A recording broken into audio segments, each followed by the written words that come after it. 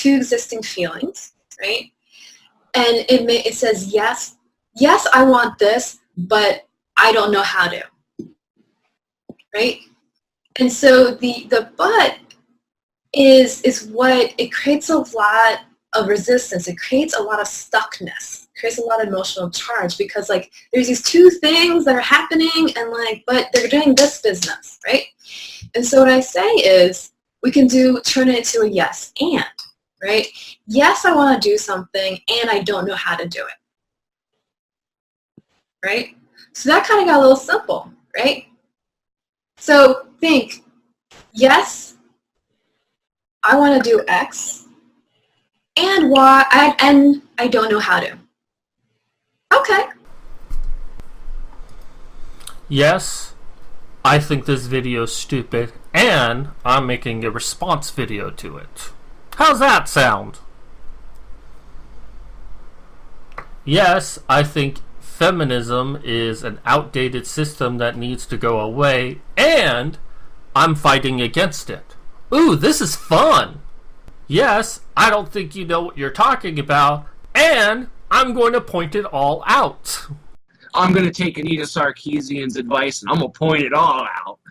Okay, so, let's go further. Yes, I think feminism's outdated, and I'm going to discuss it, and that happens, and I'm okay with it. Yeah, okay. You have learned well, young grasshopper. Well, you know, that happens sometimes. Okay, well, now what do I want to do? Right? It's because you're accepting the fact there are multiple realities happening at the same time. And systemic oppression teaches us that there's only one reality. There's this dominant narrative of privileged folks, and there's in their little boxes of what can exist, what is good, what is ideal, and everything else. That would still be multiple realities.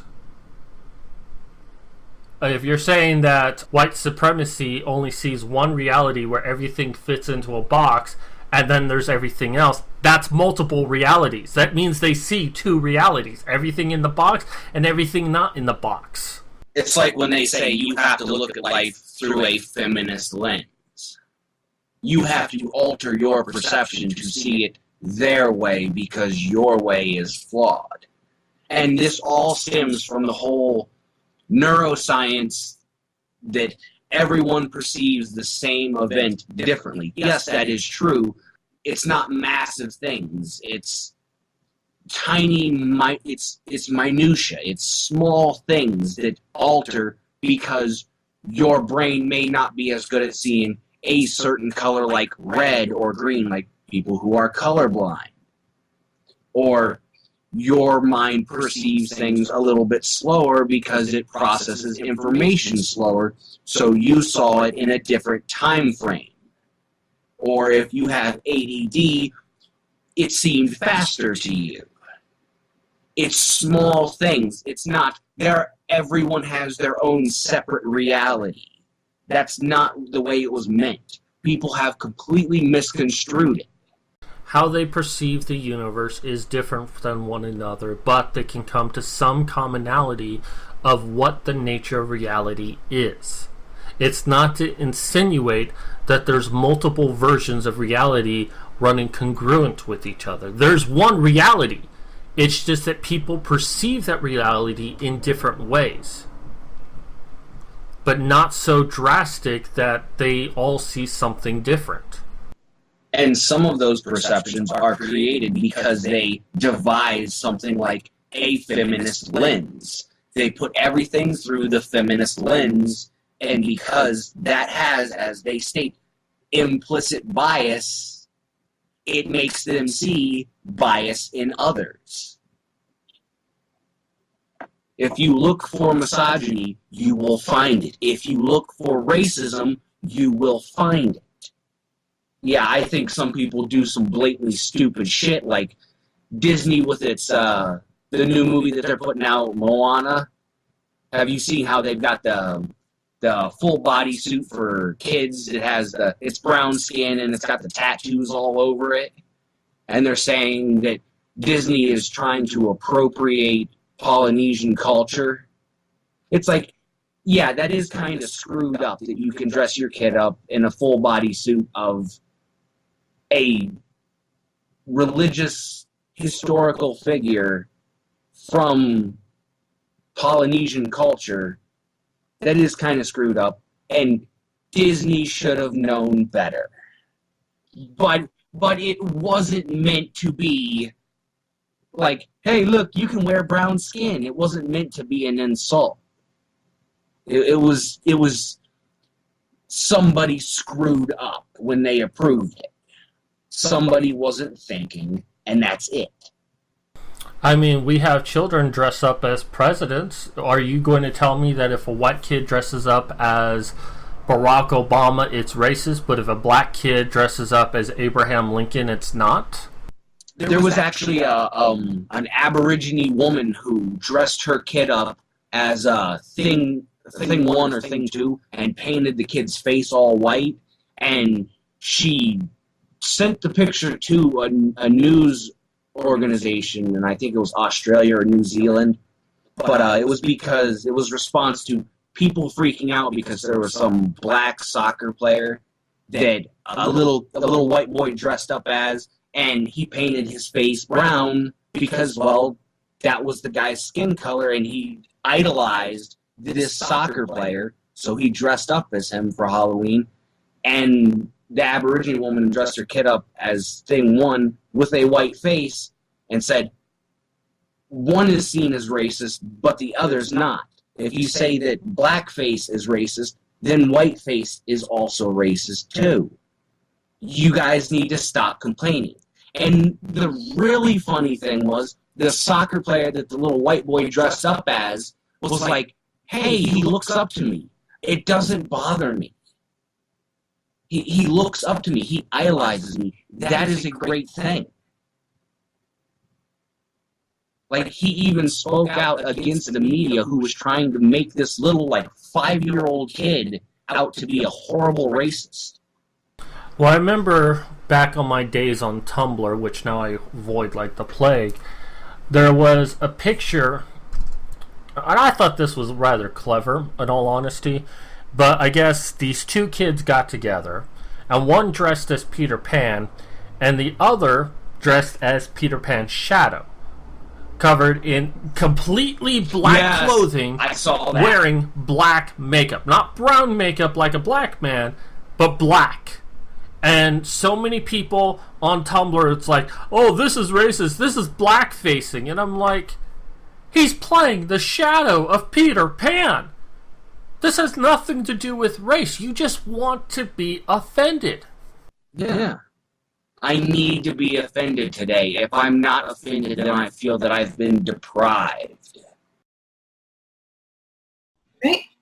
And so it doesn't allow for the fact that we all have different experiences. We all have different realities. The experiences of a white person of the police, for example, is very different than the experience of a person of color, right? Is one false? No, they both just exist, right? And it's true for them in that situation, but they're both real, right? And so this becomes obvious when it's a simple thing that we don't have an emotional charge around. Like, I would like to go outside, but it's raining. You're like, that sucks. But it's not a huge deal. You can say, yes, I want to go outside, and it's raining. Okay, maybe I'll go with an umbrella, right? So it becomes a little bit easier when we think of it. Becomes kind of obvious when we talk about stuff like that. But then when we start talking about much more difficult stuff, well, you can as you can see from the examples, like, I think a lot of folks get really stuck and like, I don't always know when something's racist. They're making it out like making a statement and then making a choice based off of a factual statement is somehow a hard thing to accomplish. No, people do it on a daily basis, even if they don't actually speak the statement. They still make it in their head. It's hot outside. It's sunny out, but I'm still going to go out. It's not some hugely challenging thing. It's you're making a statement, whether it is mental or verbal, and then making a decision based off of information and fact that you know to be true. I mean, listen to her statement. She says, I want to go outside, but it's raining out. And then she changes it to, I want to go outside, and it's raining out, so I'll grab an umbrella. Why does your choice have to change? Why can't it be, I want to go outside, but it's raining, so I'm not going to go outside? What's wrong with that choice? Why are we policing contractions? Why can't we use the word but anymore? Why is that such a dangerous thing? Why is it I have to say, I want to go outside and it's raining, I still don't want to go outside because it's raining? It's like, I'm kind of hungry, but I want to keep playing this video game, so I'm going to keep playing this video game. Oh, but you did it wrong. You're supposed to say, I'm hungry and I'm playing a video game, so I'm going to go eat. You have to change your decision. That's what these feminists are saying, is that you have to change your way of thinking to what we want you to do it. And the first thing we're going to do is tell you, you can't use the word but. Because when you say but, you're making an excuse. No, you're making a decision. Yeah, it's not, this is an end-all, be-all statement of but, and it's over, it's done. No, but there's this other thing that's also going on that is going to decide my decision. It's like, the house is on fire, but I would like to stay inside. No, the house is on fire, get outside. I mean, there are people who do make excessive excuses, and they will often say, well, I could do that, but I don't think it's going to work. But that has nothing to do with the word but.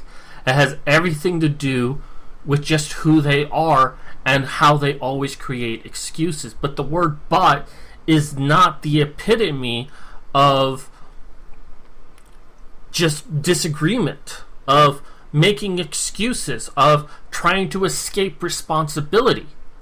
Feminists are trying to say that it is. It's simply, here is something I want to say or want to do, but there's something affecting me saying or doing it. It's not negative. There are external forces that are going to be factored in to what I decide to do. I want to post a picture on Facebook that makes fun of Christianity, but I'm afraid I'll insult my friend. Why is that wrong? And how is the definition of that change if I say I want to post something funny about Christianity and I don't want to insult my friend? It's still the same statement. If anything, it's slightly altered that I'm just stating two facts. Instead of making a decision on the fact, I'm just stating facts. Yeah, the first one would actually be better because you've actually made a decision, whereas with the second one, it's just, I'm going to state two facts, and then that's it. Right. And that's okay, and that's happening. I mean, what the hell does those two statements even mean? You know, I don't want to insult my friend, so I won't post anything, and that's happening. What the fuck? No one speaks like that. So not only are you telling us what we can say, now you're telling us what we have to say. God, this is becoming more and more like a cult every single day. Yeah. Here's the Kool-Aid. You must drink it. But I'm so scared of saying something racist, right? That's a very, very common fear. And so if you get stuck there, then what is that feeling, right? And so these are just, I'm not going to read them out loud for you. So I want you to just kind of read the different ones.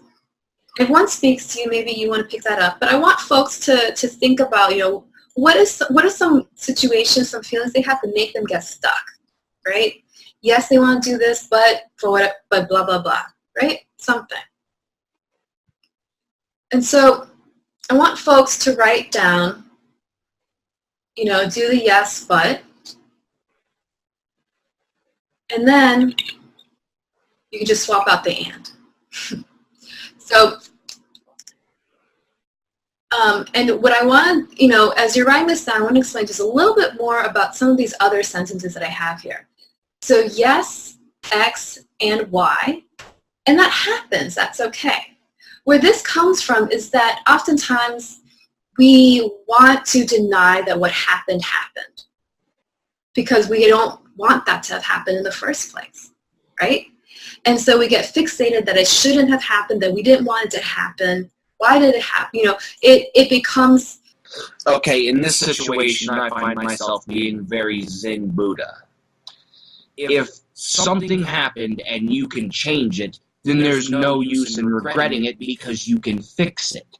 If something happened and you can't fix it, then yet again, there's no use being stuck on that thing because there's nothing that can be done about it. Move on.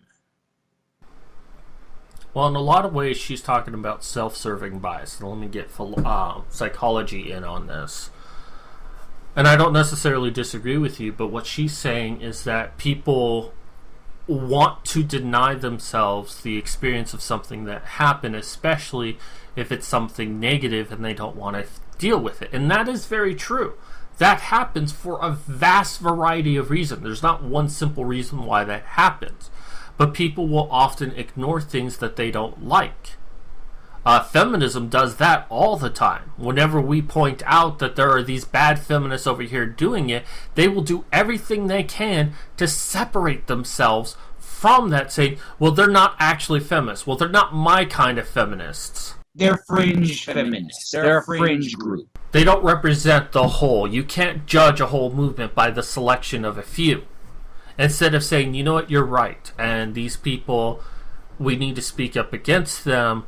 These are not the kind of feminists that I want in my movement, and I'm going to talk to other feminists and see if we can get them excommunicated. That would be proactive.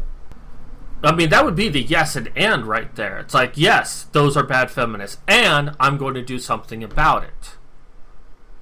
Or they could say, you know what, yes, they are bad feminists, but they don't represent me, and I'm going to do something about it. All the time, feminists have this problem, and all people have this problem to some degree where they deny themselves something because they don't want to face it. It could be PTSD, it could be some other traumatic event, it just could be that they're sociopaths.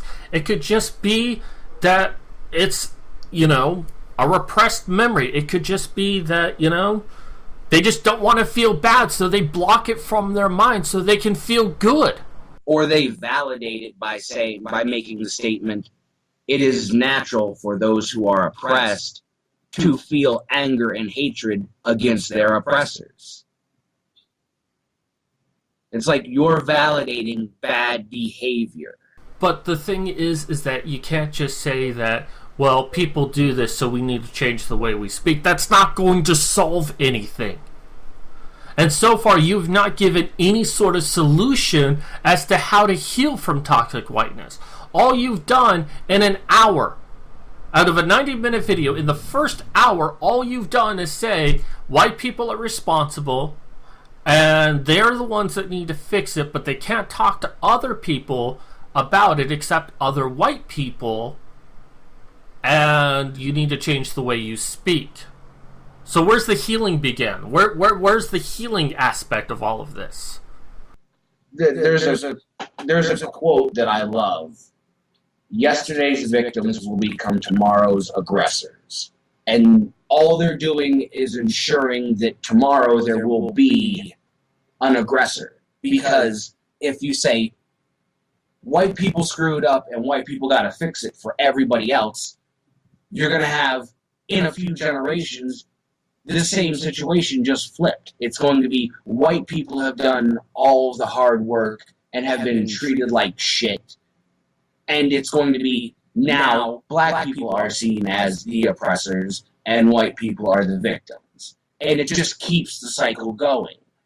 And it's not to say that we shouldn't acknowledge the mistakes that human history has produced. But Exactly. We need to learn from these things. Again, a quote from Batman says it perfectly. You either die the hero or you live long enough to see yourself become the villain. Make believe, like we want to make something that happened not have happened when it did happen, right? So when we put all our time into making the past be different, like you're literally talking about make believe, and so you cannot do anything about current reality when you're fixated on make believe world, right? And so this sentence of that happens, that's okay, is just affirming that something happened. Like it's true. We're acknowledging that something occurred. Not that we like it, not that it's fun, not that it's our preference, right? And so I don't want people to get confused when I say that's okay. That's okay just means like, you know, it's like it's raining. That happens. What you gonna do? It happened, right? We can do something about now, the future, but we can't, the fact that it happened in the past, well, you know. And particularly when I'm talking about feelings, like I feel guilt, and that's okay, right? And like I said, not about a preference, but just being like, that's happened. There's no right or wrong with feelings, right? It's okay that we're feeling sad, that we're feeling pain. We're not wrong for feeling that, right? It just means that we have an operating emotional system, right? And then the other sentence we have here is yes, and so I will do the, right? So not always, but oftentimes when you do this work, when you say these affirmations, you may find yourself shifting naturally. And I say shifting naturally for a reason. I'm not talking about forcing yourself to brainstorm things or think about what you want to do before you're there energetically. This is really, you know, saying yes and until you feel yourself naturally be called forth to take action. You naturally kind of shift into that place, right? Because oftentimes, systemic oppression has taught us to deny our own reality. As I said, white supremacy taught white folks that you're not being harmed in this process. But when you cause harm or you're complicit in the causing of collective harm, that is painful, right? That's painful to people with privilege. That's painful to the oppressor, right? And so we have to often do a lot of work to affirm our own internal reality, our own experiences, a lot sometimes, before we can move into a space where we've taken care enough of our pain that we can move into action. And that's okay, right? That happens. So I want folks, hopefully by now people have their sentences, right? So, and if you don't, you can try to take one of these and whatever one feels like it resonates with you. And so we're going to do a little exercise. And so I want folks just to get a little comfortable. And mind you, this exercise is optional. I do invite you to do it. Obviously, it's a new tool. But you know, if you start going down the path and you want to pull back, that's always up to you, right? You have every ability to do so. So I want you to get comfortable and just kind of take a couple deep breaths, close your eyes. It helps to close your eyes. Take a couple deep breaths, just breathe in and breathe out. Breathe in, breathe out. Breathe in and breathe out. And then just kind of bring your attention to your feet. Just notice what's happening there, tingling. Move up to your legs, your calves. Notice if it's tight, if it's jiggling, just relax. Not trying to change anything, just noticing. Move up to your torso. Is something clenched? Something feeling off? Are you relaxed? There's no right or wrong to how your body's feeling, it's just how it's feeling. Move your attention just to your arms. So you want to stretch, move, calm. Once again, not trying to change anything. Just noticing. You feel that numbness in your left arm there? There's nothing. That's a heart attack, but there's nothing right or wrong about how your body is feeling. You feel that tingling in your brain? That's simply brain cells killing themselves. You feel the tingling in your feet? That's because of your diabetes. But don't worry about that. That was the first thought I had when she said tingling in your feet. I'm like, if you feel tingling in your feet, it's either because your foot's asleep or there's something wrong.